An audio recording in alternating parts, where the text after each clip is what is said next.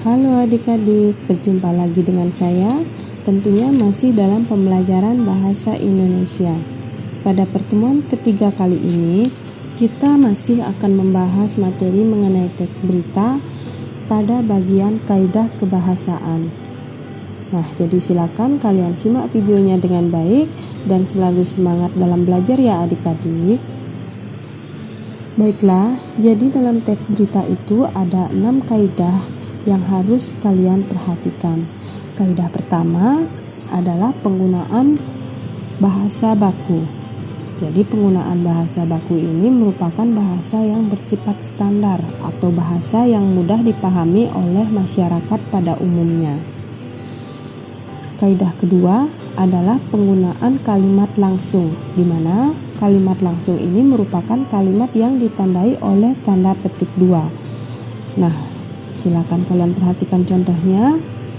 Siswa wajib menggunakan masker saat datang ke sekolah. Jadi di sana itu sudah jelas bahwa di awal kalimat itu ditandai oleh tanda petik 2 dan diakhiri oleh tanda petik 2 juga.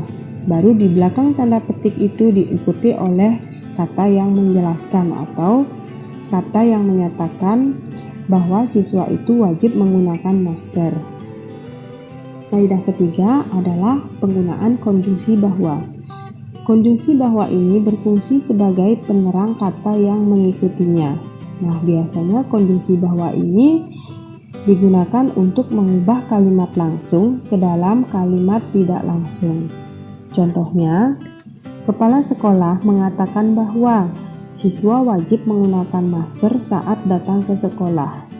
Nah, jadi di sana itu sudah jelas ada kata bahwa yang berfungsi sebagai penerang. Jadi, di mana yang namanya kalimat tidak langsung itu tidak menggunakan tanda petik 2 atau kalimatnya itu tidak diapit oleh tanda petik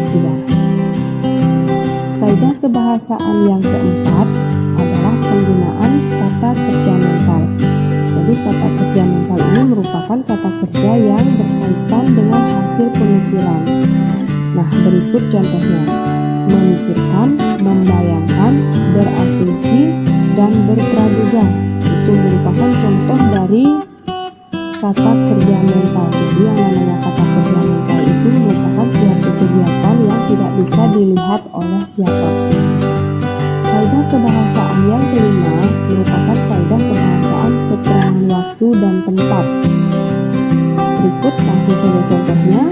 Sekitar pukul 13 WIB, langit Riau tampak mendung. Jadi di sana sudah jelas bahwa sekitar pukul 13 WIB itu merupakan keterangan waktu dan kata Riau itu merupakan keterangan tempat. Mengapa? Karena Riau itu merupakan salah satu kota yang cuacanya nampak mendung.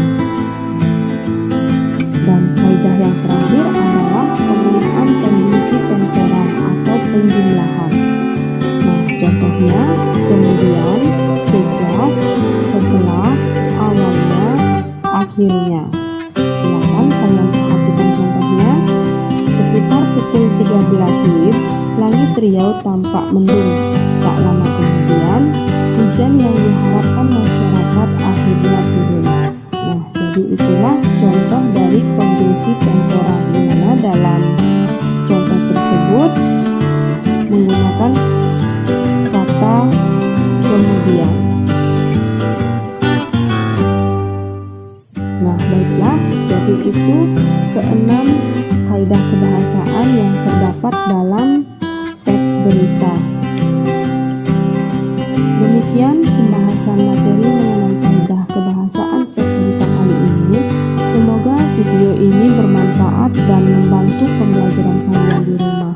Akhir kata, saya ucapkan terima kasih dan mohon maaf apabila ada salah kata.